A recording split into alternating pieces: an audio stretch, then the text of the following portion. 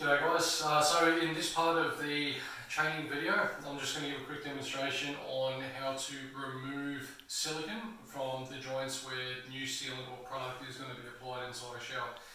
Obviously you can see now that we've taken off the shower frame, we've cleaned off all the silicone we can off the walls from the top of the hob. Now we have the sealant inside the shower, which is the next stage. Now ultimately what you'll find is there is silicone in what's called the wall to floor joints. The wall to floor joint is where the wall tile meets the floor tile.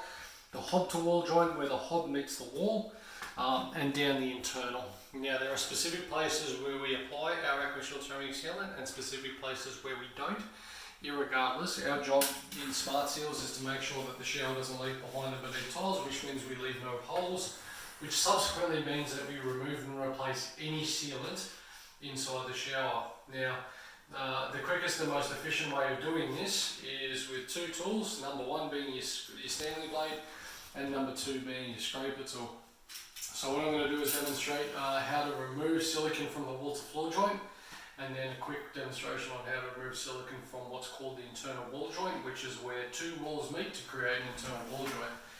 So if you have a look down at this wall to floor joint here, you have a strip of silicone that needs to be removed, and the easiest way to do this is to cut what's called a V. Now to do that, you insert your Stanley blade down the bottom across the floor tiles and get it underneath that silicone so you can slice in, and then you come up from the wall tile down and do the same sort of thing. Now what you'll find is that will literally remove a strip for you. Okay. Having said that, we still need to remove all the silicone from that joint, and one of the key factors about this system is correct application of correct products. Now obviously that entails correct preparation. So in that regard, it's very, very important that any joints that you're applying new sealant to in a tiled shower joint must be completely clear of existing contaminants, and that extends to silicone. So ultimately what you do is get your scraper blade and make sure that you completely dig all of that sealant out of the way. Make sure there's no dregs, no existing pieces left on the surface, and that will come away just nicely.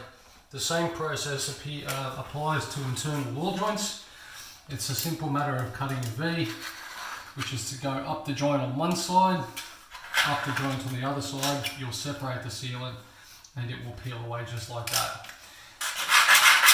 Now see how I've just created some dregs using the scraper? There's still some silicone on there that needs to come off, so it's very important that you work both the scraper tool and the Stanley knife in order to effect that to happen properly the way that we need it to, so that the product lasts for as long as what it's supposed to according to our warranties.